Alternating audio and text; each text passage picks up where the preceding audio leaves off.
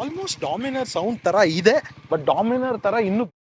Hi ಎಲ್ರಿಗೂ ನಮಸ್ಕಾರ, ನಾನು ನಿಮ್ಮ ಹುಡುಗ ಪ್ರದೀಪ ಮಾತಾಡ್ತಾ ಇದ್ದೀನಿ. ಆ್ಯಂಡ್ ನನ್ನ ಲೆಫ್ಟ್ ಸೈಡಲ್ಲಿ 4 ಗಾಡಿ ಇದೆ. ಆ್ಯಂಡ್ 4 ಗಾಡಿನೂ ಬಜಾಜ್ ಅವರ ಪಲ್ಸರ್ NS ಸೀರೀಸಲ್ಲಿ 125 ಇಂದ ಸ್ಟಾರ್ಟ್ ಆಗಿ 160, 200 ಹಾಗೆ ಹೊಸದಾಗಿ 400cc ಲಾಂಚ್ ಮಾಡಿದ್ದಾರೆ. ಅದೂ 1,85,000. ಸೊ ಇವತ್ತು ಈ 3 ಗಾಡಿ ಬಿಟ್ಟು ನಾವು ಮೇಯ್ನಾಗಿ 400 ಬಗ್ಗೆ ಮಾತಾಡೋಣ. ಬಟ್ ಕ್ವಿಕ್ ಆಗಿ ನಿಮಗೆ ಡಿಫ್ರೆನ್ಸಸ್ ತೋರಿಸ್ಬಿಡ್ತೀನಿ. ನೋಡಿ, ಇದರಲ್ಲಿ ನಮಗೆ 125cc ಬರುತ್ತೆ, ಬಟ್ ಟೆಲಿಸ್ಕೋಪಿಕ್ ಸಸ್ಪೆನ್ಷನ್, ತುಂಬ ಚಿಕ್ಕ ಟೈರ್ ಸಿಗುತ್ತೆ. ಬಟ್ ಆಲ್ಮೋಸ್ಟ್ ಫ್ರೇಮೇ ಆಗಿರ್ಬೋದು, tank shape, design very similar. But ಅದರಲ್ಲಿ ಲಿಕ್ವಿಡ್ ಕೂಲಿಂಗ್ ಇಲ್ಲ ನೋಡಿ, normal air with oil cooling ಇರುತ್ತೆ. ಇದರಲ್ಲೂ ಅಷ್ಟೇ oil cooling. 160cc engine, but almost about 1.3 ಇಂದ 1.4 ಲ್ಯಾಕ್ ಸಿಗುತ್ತೆ. ಒಳ್ಳೆ ಮೈಲೇಜ್ ಸಿಗುತ್ತೆ. ಬಟ್ ಇದರಲ್ಲಿ ನಿಮಗೆ ಅಪ್ಸೈಡ್ ಡೌನ್ ಫೋಕ್ಸ್, ಒಳ್ಳೆ ಡಿಸ್ಕ್ ಬ್ರೇಕ್, ಗ್ರಮೈಕಾ ಅವ್ರದ್ದು almost similar frame, tank design.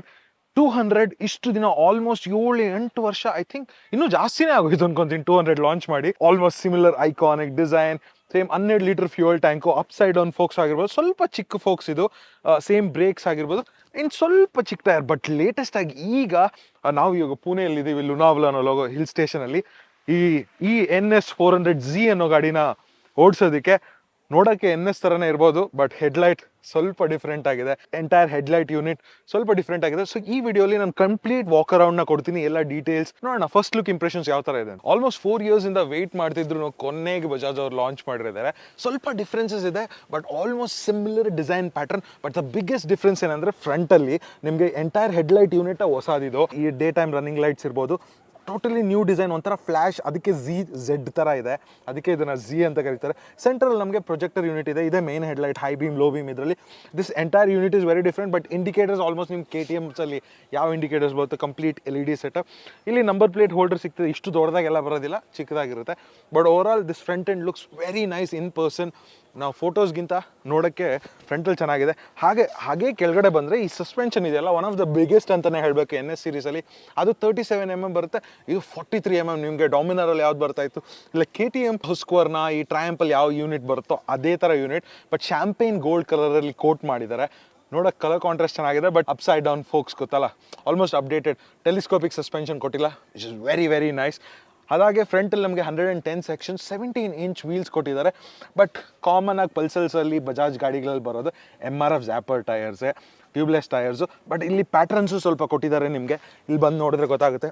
So colour combination ಪ್ರಕಾರ ಬ್ಲ್ಯಾಕ್ ಜೊತೆ ಈ ರೆಡ್ ವಿತ್ ಸಿಮೆಂಟ್ ಕಲರ್ ನೋಡ್ಬೋದು ನೀವು ಇಲ್ಲಿ, ರೆಡ್ ವಿತ್ ವೈಟ್. ಬ್ರೇಕ್ಸ್ ಇದು 320mm ಬ್ರೇಕ್ಸ್. ಇದು ಗ್ರಿಮೈಕಾ ಅವ್ರದ್ದು. ಮುಂಚೆ ನಮಗೆ ಬೈಬ್ರೆ ಅವ್ರು ಬರ್ತಾಯಿತ್ತು, ಬಟ್ ಇದು ಗ್ರಿಮೈಕಾ ಅವ್ರ ಕ್ಯಾಲಿಪರ್ಸ್ ಕೊಟ್ಟಿದ್ದಾರೆ. ಬ್ರೇಕ್ ಪೈಡ್ ಯಾವ ಥರ ಇರುತ್ತೆ ಅಂತ ನಾನು ರೈಡ್ ರಿವ್ಯೂಯಲ್ಲಿ ಹೇಳ್ತೀನಿ.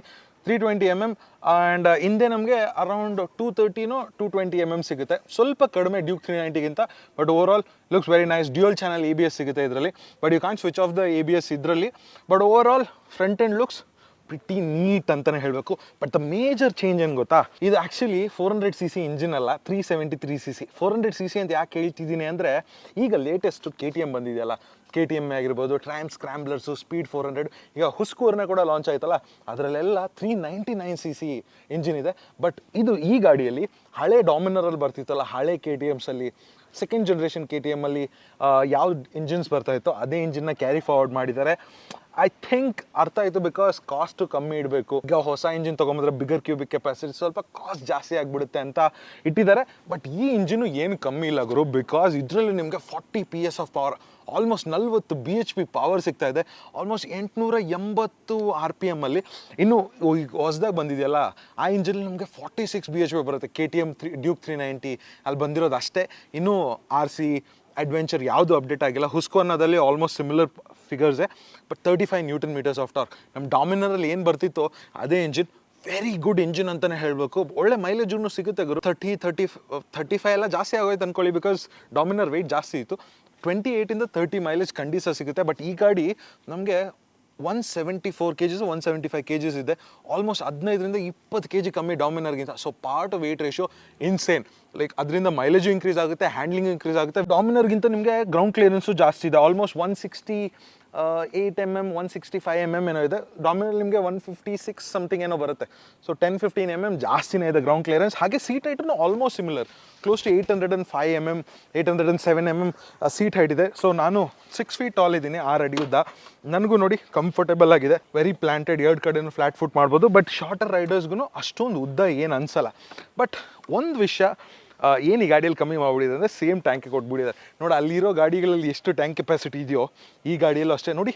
ಟ್ಯಾಂಕ್ ಮಾತ್ರ ಸ್ವಲ್ಪ ಚಿಕ್ಕದಾಗ ಅನಿಸಿದೆ, ಯಾಕಂದರೆ 12 ಲೀಟ್ರ್ ಅಷ್ಟೇ ಟ್ಯಾಂಕ್ ಕೆಪಾಸಿಟಿ. ಬಟ್ ನಾವು ಮೈಲೇಜ್ 30 ಅಂತ ಲೆಕ್ಕ ಹಾಕಿದ್ರು you can get a mileage of more than 280-300 kilometres ಅಂತೂ ನೀವು ಒಂದು ಫುಲ್ ಟ್ಯಾಂಕ್ಗೆ ಹೋಗಲೇಬೋದು. E20 ಕಂಪ್ಲೈಂಟ್ ಈಗ ಲೇಟೆಸ್ಟ್ ಎಮಿಷನ್ ನಾರ್ಮ್ಸ್ ಇದೆಲ್ಲ 20% ಎಥನಾಲ್ ಮತ್ತು 80% normal petrol fuel mixture government norms. So ಅದು ಟ್ಯಾಂಕ್ ನೋಡಿ. ಈ ಟ್ಯಾಂಕು ಅಷ್ಟೇ, ಈ ಟ್ಯಾಂಕ್ ಕೌಲ್ಸ್ ಎಲ್ಲ ಬರುತ್ತಲ್ಲ ಅದು ಇನ್ನೂ ಸ್ವಲ್ಪ ಎಕ್ಸ್ಟೆಂಡ್ ಆಗಿ ಈ ಥರ ಶೇಪ್ ಎಲ್ಲ ಬಂದ್ಬಿಟ್ಟಿದೆ. ಹಾಗೆ ನಮಗೆ ಡಾಮಿನರಲ್ಲಿ ಯಾವ ಕೂಲೆಂಟ್ ಬರ್ತಾ ಇತ್ತೋ ಆ ಸೆಟಪ್ ಇದೆಯಲ್ಲ, ಆ ಎಂಟೈರ್ ಸೆಟಪ್ಪು ಇದೆ. ಬಟ್ ಹೇಗೆ ಪ್ರದೀಪ್, ಬಿಕಾಸ್ ನಮಗೆ NS 200ಅಲ್ಲಿ ಫ್ರೇಮ್ ಬರ್ತಿರೋದು, ಅದರಲ್ಲಿ 200cc ಇಂಜಿನ್ ಸ್ವಲ್ಪ ಚಿಕ್ಕದಾಗಿರೋದು ಪ್ಲಸ್ ಬಟ್ ಸೇಮ್ ಫ್ರೇಮ್ ಅಂತ ಹೇಳ್ತಿದೆ. ಬಟ್ ಫ್ರೇಮ್ನ ಚಾಸಿನ ಕಂಪ್ಲೀಟಾಗಿ ಅಪ್ಡೇಟ್ ಮಾಡಿದ್ದಾರೆ ಬಿಕಾಸ್ ಬಿಗರ್ ಇಂಜಿನ್ ಅಲ್ವಾ, ಬಿಗರ್ ಇಂಜಿನ್ನ ಫಿಟ್ ಮಾಡೋದಕ್ಕೆ. ಸೊ ಓವರಾಲ್ ನೀವು ಆಲ್ಮೋಸ್ಟ್ ಡಿಸೈನ್ ಪೆರಿಮೀಟರ್ ಫ್ರೇಮ್ ಇದೆಲ್ಲ ನೋಡಿದ್ರೆ ವೆರಿ ಸಿಮಿಲರ್ NS ಸೀರೀಸಲ್ಲಿ, ಬಟ್ ಇಂಟರ್ನಲ್ಲಿ ತುಂಬ ಚೇಂಜಸ್ ಮಾಡಿದ್ದಾರೆ. ಆ್ಯಂಡ್ ತುಂಬ ಜಾಸ್ತಿನೂ ಚೇಂಜಸ್ ಮಾಡಿಲ್ಲ, ತುಂಬ ಅಡ್ವಾನ್ಸ್ ಟೆಕ್ನಾಲಜಿನೂ ಯೂಸ್ ಮಾಡಿಲ್ಲ. ಬಿಕಾಸ್ ಕಾಸ್ಟ್ನ ಚೆಕ್ಕಲ್ಲಿ ಇಡಬೇಕು. ಕಾಸ್ಟ್ ಕಟ್ಟಿಂಗ್ ಅಂತ ಹೇಳಲ್ಲ ನಾನು, ಅಫೋರ್ಡಬಿಲಿಟಿನ ಹೈಲೈಟ್ ಮಾಡಬೇಕು. ಬಿಕಾಸ್ ನಿಮಗೆ KTM ನೋಡಿದ್ರೆ ಆಲ್ಮೋಸ್ಟ್ 3 ಲಕ್ಷ ಎಕ್ಸ್ ಶೋರೂಮೇ ಇದೆ. ಇದು ಅದೇ ಆಲ್ಮೋಸ್ಟ್ ಸಿಮಿಲರ್ 40 BHP ಗಾಡಿನ ನಿಮಗೆ ಆಲ್ಮೋಸ್ಟ್ ಲೆಸ್ ದೆನ್ 2 lakhs ಅಂತಲೇ ಕ್ರೇಜಿ ಗುರು. ಬಿಕಾಸ್ 1.85 lakhs ನಮ್ಗೆ ಆನ್ ರೋಡು ಎಷ್ಟು ಒಂದು 2.2 ಲಕ್ಷದ 30,000 2,40,000 ಆನ್ ರೋಡ್ ಸಿಗ್ತಿದೆ ಅಂದರೆ ಲೈಕ್ ಇನ್ಸೇನ್ ವ್ಯಾಲ್ಯೂ. ತುಂಬ ಜನ 200 ತೊಗೊಳ್ಳೋ ಬದಲು 400ನ ತೊಗೊತಾರೆ, ಬರೆದಿಟ್ಕೊಳ್ಳಿ. ಬಿಕಾಸ್ ಈ ಗಾಡಿ ಸೇಲ್ಸ್ ನಂಬರ್ ಅಂತೂ ನೆಕ್ಸ್ಟ್ ಲೆವೆಲ್ ಆಗುತ್ತೆ. ಹಾಗೆ ನೋಡಿ ಲಿಕ್ವಿಡ್ ಕೂಲಿಂಗ್ ಕೂಡ ಇದೆ, ದೊಡ್ಡ ರೇಡಿಯೇಟರ್ ಕೂಡ ಕೊಟ್ಟಿದ್ದಾರೆ, ರೇಡಿಯೇಟರ್ ಗಾರ್ಡನು ಇದೆ. ಇಲ್ಲಿ ನಮಗೆ ಕಾರ್ಬನ್ ಫೈಬರ್ ಫಿನಿಶ್ ಥರನೂ ಕೊಟ್ಟಿದ್ದಾರೆ. ವಯಸ್ಸು ಕೂಡ ಒಳ್ಳೆ ಟಕ್ಕಿನ್ ಆಗಿದೆ.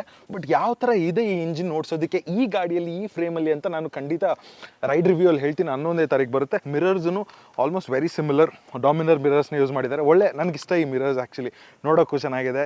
ಹಾಗೆ ವ್ಯೂನು ಚೆನ್ನಾಗಿ ಬರುತ್ತೆ. ಈ ಗಾಡಿಯಲ್ಲಿ ಆಲ್ಮೋಸ್ಟ್ ಸಿಮಿಲರ್ ಇರುತ್ತೆ. ಏನು ಕ್ಲಿಪ್ ಆನ್ ಹ್ಯಾಂಡಲ್ ಬಾರ್ಸ್ ಥರ ಇಲ್ಲ, very basic handle bar, complete black dot finish. But display change ಮಾಡಿದ್ದಾರೆ.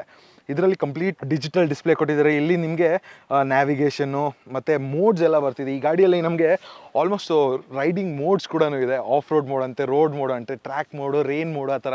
ಈ ಮೋಡ್ಸಲ್ಲಿ ಏನಾಗುತ್ತೆ ಅಂದರೆ ಪವರ್ ಸ್ವಲ್ಪ ಡಿಫ್ರೆನ್ಷಿಯೇಟ್ ಆಗುತ್ತೆ. ಹಾಗೆ ಬ್ರೇಕಿಂಗ್ನ ಕೂಡ ಸ್ವಲ್ಪ ಅಡ್ಜಸ್ಟ್ ಆಗುತ್ತೆ. ಸೊ ಆಫ್ ರೋಡ್ ಮೋಡಲ್ಲಿ ನಮಗೆ rear ABS full cut off ಆಗಲ್ಲ, ಬಟ್ ಸ್ವಲ್ಪ ಚೇಂಜಸ್ ಅಂತೂ ಹಾಗೆ ಆಗುತ್ತೆ.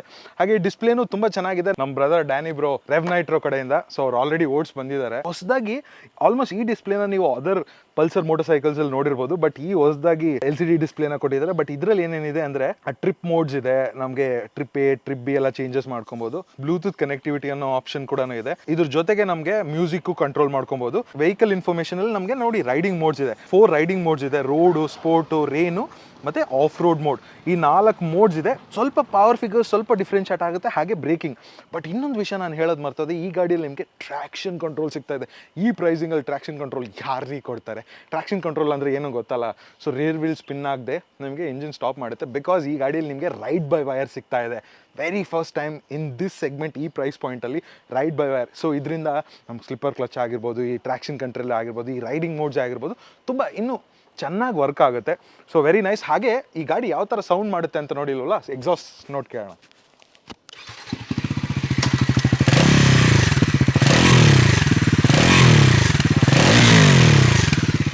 ಆಲ್ಮೋಸ್ಟ್ ಡಾಮಿನರ್ ಸೌಂಡ್ ಥರ ಇದೆ, ಬಟ್ ಡಾಮಿನರ್ ಥರ ಇನ್ನೂ ಬೇಸಿ ಇಲ್ಲ. What you think bro? It's not as bassy as a Dominar, but ಇದರಲ್ಲಿ ಒಳ್ಳೆ ಸೌಂಡ್ ಇದೆ.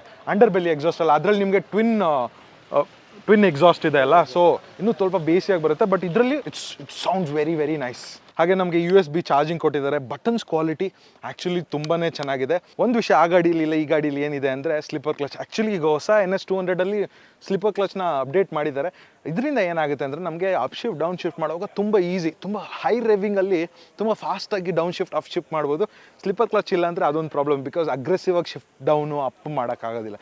ಬರೀ ಸ್ಲಿಪ್ಪರ್ ಕ್ಲಚ್, ಅದು ಅಡ್ಜಸ್ಟಬಿಲಿಟಿ ಕೊಟ್ಟಿದ್ದಾರೆ. ಬ್ರೇಕ್ ಲಿವರು ಅಷ್ಟೇ, ಮುಂದೆ ಬ್ರೇಕು ಅಷ್ಟೇ, ಇಲ್ಲೇ ಅಷ್ಟೇ ಕ್ಲೀನಾಗಿ ಅಡ್ಜಸ್ಟಬಿಲಿಟಿ ಕೊಟ್ಟಿದ್ದಾರೆ. ಬಟ್ KTM ಥರ ಅಡ್ವಾನ್ಸ್ಡ್ ಆಗಿ ಕಂಪ್ಲೀಟ್ TFT ಡಿಸ್ಪ್ಲೇ ಇದೆಯಾ ಅಂದರೆ ಇಲ್ಲ, ಬಿಕಾಸ್ ಆಬ್ವಿಯಸ್ಲಿ ಅದು 3 ಲಕ್ಷ, ಇದು 1,85,000 ಅಲ್ಲ. ಅದರಲ್ಲಿ ನಮಗೆ almost 130 section tyre, 120 section tyre ಬರುತ್ತಷ್ಟೇ. ಬಟ್ ಇದರಲ್ಲಿ ನಮಗೆ 140 ಸೆಕ್ಷನ್ ಟೈರ್ ಹಿಂದೆ ಸಿಗ್ತಾ ಇದೆ. ರಾಕೆಟ್ ಸೈಜಿಂಗ್ ಇರ್ಬೋದು, everything is very similar to the Dominar. But ನಿಮಗೆ ಡಾಮಿನರಲ್ಲಿ 150 ಸೆಕ್ಷನ್ ಟೈರ್ ಸಿಗುತ್ತೆ, ಬಟ್ ಇದರಲ್ಲಿ 140 ಸೆಕ್ಷನ್. ಬಟ್ ಮೇ ಬಿ ಫ್ಯೂಚರಲ್ಲಿ ನಾವು ಮೋಸ್ಟ್ಲಿ 150 ಸೆಕ್ಷನ್ ಟೈರ್ನ ಅಪ್ಸೈಸ್ ಮಾಡ್ಕೊಬೋದು ಅನ್ಕೊತೀನಿ. ಹಿಂದೆ exactly same. Tail light section ನೋಡಿರ್ಬೋದು, ಈ ಟೇಲ್ ಟೈಡಿ ನೋಡಿರ್ಬೋದು, ವೆರಿ ಸಿಮಿಲರ್, ವೆರಿ ಸ್ಪೋರ್ಟಿ ಥರ ಮೋಟರ್ ಸೈಕಲ್. ಈ ಸ್ಟಂಟ್ ಬೈಕ್ಸಲ್ಲಿ ಯೂಸ್ ಮಾಡ್ತಾರಲ್ಲ ಆ ಥರ ಕೊಟ್ಟಿದ್ದಾರೆ. ಟೈರ್ ಹಗ್ಗರ್ ಕೂಡ ಇದೆ, ಸಿಂಗಲ್ ಸೈಡೆಡ್ ಮೌಂಟೆಡ್. ಸೊ ಒಂಥರ ಈ ಆ್ಯಂಗಲಿಂದ ಲುಕ್ ಇದೆ ಅಲ್ಲ, ತುಂಬಾ ಚೆನ್ನಾಗಿದೆ. ಇಲ್ಲಿ ನಿಮಗೆ 220mm 230mm ಗ್ರಮೇಕ ಅವ್ರ ಡಿಸ್ಕ್ ಬ್ರೇಕ್ ಸಿಗುತ್ತೆ, dual channel ABS as well.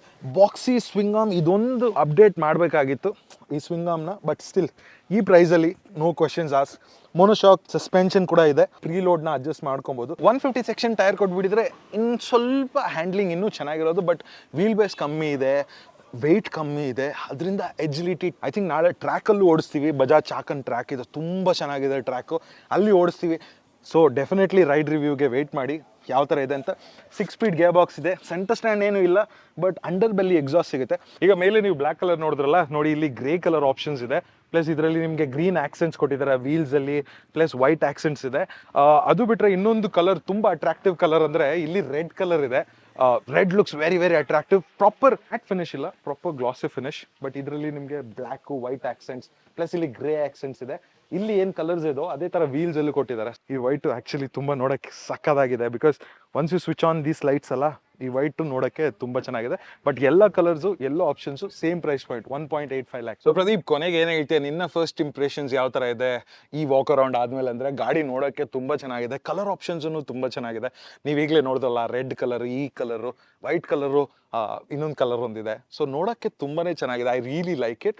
But ಏನು ಮೇಜರ್ ಬಿಗ್ ಪ್ಲಸ್ ಪಾಯಿಂಟ್ ಅಂದರೆ ಬಜಾಜ್ ಅವರ ಪ್ರೈಸಿಂಗ್. ಇದರಿಂದ ಏನಾಗುತ್ತೆ ಅಂದರೆ ನಂಬರ್ಸು ಜಾಸ್ತಿ ಆಗುತ್ತೆ. ನಂಬರ್ಸ್ ಜಾಸ್ತಿ ಆದಷ್ಟು ರೋಡ್ ಪ್ರೆಸೆನ್ಸ್ ಆಗಿದೆ, ಸರ್ವಿಸಬಿಲಿಟಿ. ಯಾವುದೇ ಒಂದು ಮ್ಯಾನುಫ್ಯಾಕ್ಚರರ್ ಒಂದು ಗಾಡಿನ ಮಾಡೋದಕ್ಕೆ ಅವ್ರಿಗೆ ನಂಬರ್ಸ್ ಬರಬೇಕು, ತುಂಬ ಗಾಡಿಗಳು ಸೆಲ್ ಆಗಬೇಕು.